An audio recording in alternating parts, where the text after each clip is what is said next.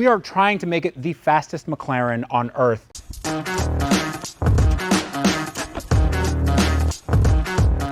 Welcome to my interview series, Pop the Hood.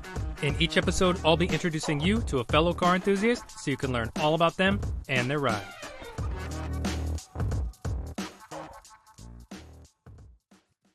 What's up, everybody? This is a very special episode of Pop the Hood because I am here with Freddy Tavarish. Hello.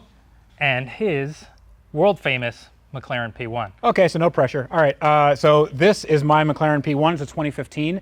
It looks like this because it was in a flood, a giant flood caused by Hurricane Ian. It was all the way underwater, salt water, and that's why the front end sort of looks like this. This used to be the record holder for price for these. This was at $1.2 million. I didn't buy it for $2 million. I bought it for a lot less than that because it had one really, really bad day. Now, we took this car and well, we are trying to make it the fastest McLaren on Earth, and we did that in a few ways. Number one is we removed the hybrid drive assembly. This was a hybrid hypercar, this, the hypercar holy trinity, and we removed the batteries from this. And what that did is remove weight, and it also allowed us to put more power in the engine. So the engine, which used to be a 3.8 liter V8 twin turbo, now is a fully built, bottom end built by Cannonball Garage 4 liter twin turbo, and the turbos are custom made by a company called Tachyon, the original company that made the turbos for the P1. And we estimate this will make about 1,400 horsepower at the wheels.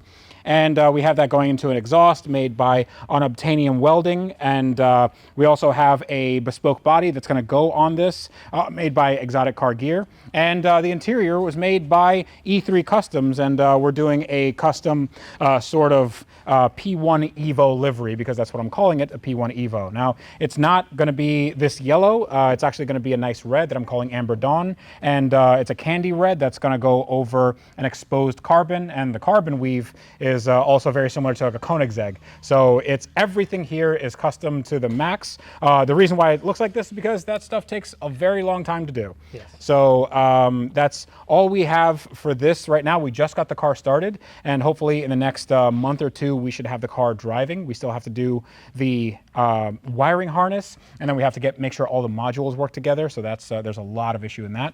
But I love working on this. This is my money no object dream car, and the fact that I get to work on it and stand next to it and hopefully finish it, that really makes me happy. It's excellent. I mean, this is everybody's dream car. I mean, that story was so famous with the hurricane, and yeah, it really did end up in the best hands possible. I don't know about that, but we'll see. We'll see what happens. But I'm super excited. For me and the guys here who are working on this all the time. So hopefully in the next coming year, we'll have this running, driving, and setting records. Okay, cool. And interior-wise, you're going to leave everything more or less the same? What do you? So interior-wise, we're going to go with a gloss carbon because everything on the interior was carbon fiber. This entire car was carbon fiber. So these seats, the door panels, all that stuff is completely custom. We still might do a bit of a design change on the seats, but I think for all intents and purposes, this is what it's going to look like. And that's sort of, I love brown interiors. Mm-hmm. So this is like the color scheme that I always go with. I'm like a one-trick pony. I have a brown interior in this, got one in here, and but I think I want this car to look elegant, but also very sporty and aggressive, because we want it to go more than 250, 260 miles an hour. Well, I think you're going to make it happen, man. I have a lot of faith in you, and you always seem to get it done. Maybe. I mean, we'll see. We'll see. I'll do my best. I actually met Freddy at the Hot Wheels Legends Tour Miami. He was one of the judges. Yeah. And luckily he liked my car, and I actually won the Miami show, which then kicked me into the finalist, and then I was selected for the regional fan favorite to become a one-of-one Hot Wheels. So well, the reason why I chose your car, because there was a lot of really awesome cars, especially in Miami, and we wanted to have a car that preserved Miami culture. but also the story of your car. I mean, you got that car when Brand new. brand new, and it was so clean, and you still had the KA in it. Yes. You know, KA, and then you turboed it, correct? Yes, correct. Yeah, and it was just like, it was super clean. This guy drove it all the time. He modified it, and like, this is exactly what car culture is about. You know, you have this car that you dream about, you buy it new, and then you're like, I'm gonna make it my own, and then you just did. And like, I wish I kept my first car. You know, I wish I kept you know, the Maxima that I had, because you know, we're Nissan guys. Yeah. So yeah, it just you know, it struck a chord with me. So your car is super, super, super dope. Thank you. Yeah. Well, I've been hosting meets for S chassis and Skylines. I've been doing it for over 20 years now. And every time I run into a buddy that's like, hey Kyle, I want to sell my car, I say, don't. Yeah. I've been in this long enough that I know that people are going to regret it. Then you're going to come back to me in 2 years and say, help me find my car. Yes. And it happens. Yeah. And usually I can talk people out of it. And I said, can you pay your bills? Yes. You know, can you put food on the table? Yes. Don't sell your car. Yeah. If you need to pay your bills, you need to put food on the table, and you can sell your car. Exactly. Otherwise, hold on to it, because you will regret it. I think if it's a car that you don't really care too much about, or like it's an appliance or whatever, then sure, if it goes, you can replace it with something else. But if it's something that you put your blood, sweat, and tears into, and you're like, I built this car from the ground up, and now you're going to sell it for some kind of diminished value, for a value right now, and then that money is just gonna, you know, you'll spend it on something or whatever. Like, you're never gonna feel satisfied with that. You know, you're always gonna be like, you know what, I miss that car. Like, I miss, you know, there are certain experiences with cars where they're like, yeah, they don't work right, or they make some funny noises, or they, you know, drip oil or whatever. But Gives then them character. Yeah, it gives them character. But then, you know, you have that one good drive. You know, you have that one drive where you're like, oh my God, everything is cool. The gear changes are crisp, and the engine's making noise, and like the sun's setting, and it's great. And you know, that sort of stuff you don't get again. You know, like you just Fact. so, you know. If you have a car like that in your life, just keep it around as much as you can, because those are, you know, cars are very human experiences. I like to say it's they bring us together, and it's not more than, you know, it's not like carbon and metal and you know, whatever else. It's like, it's whatever experiences we put into them. It's a piece of your life. It's a piece of your life, correct? So it's a piece of your history, and you know, it tells you just as much about yourself that as anything else does. So like, I will now, like, every car in here has a story with me. That's why I don't want to get rid of anything. Yeah. And when you get this one done, Oh yeah, I'm never, yeah. No, you people, can't. People are asking me You like can't. all the time, like, oh, are you going to sell this? And I'm like, no. First of all, who would buy it? But second of all, I'd buy like, yeah, well, I mean, it would be, it's like my greatest rebuild story ever.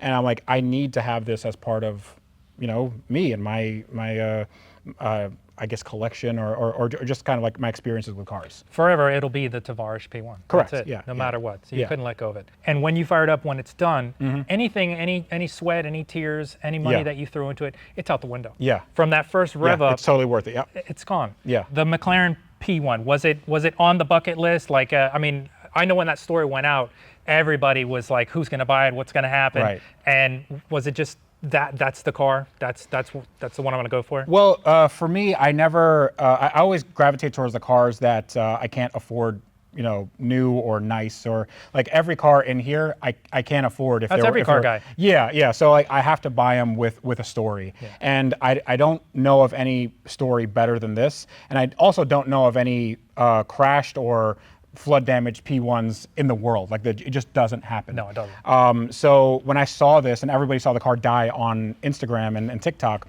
I was like, well, the universe is kind of calling to me that I should do something with this car. So I mean, I got the money together. I had to, you know, borrow quite a bit of money. Watch the video. Yeah, how you made it happen. But Yeah. you did make it happen. Yeah, so thankfully, you know, we have it here, but it wasn't, you know, it wasn't something on my radar all the time, because I never thought I can afford. It's a $2 million car. Yes. I'm not going to be able to afford that. But the fact that I can now, and I just have to put in all that sweat equity, I think that's what makes this car special to me. Yes, very much so. I mean, you took it to SEMA, Yes. got to display it. Now you'll take it to SEMA again when you get it all back together. Yes, and we're also taking this to PRI this week. So PRI is a big show in I'm Indianapolis. So familiar. it's yeah. I would So love to attend that one day. yeah, so you know, we still have obviously a lot of work to do. It's a very big work in progress, but you know, I love it. Thank you so much again. I Yeah. mean, this was amazing. Freddy opened up his shop to show, you know, love to everybody. and this was just quite, you know, I'm still in like automotive overwhelmed. This is so cool, man. Well, I'm glad you can come by and, you know, hang out and Yes, I'd love eat to some donuts. Yeah, drive up and show you the S14 again and show you what I've done since. And absolutely. Go for a drive. Let's do it. Yeah. Awesome, man. Awesome. Thank you so Appreciate much. it. Yeah. Thanks for watching. Please subscribe for daily content. Follow me on Instagram at SFL240SX. I'll see you in the next video.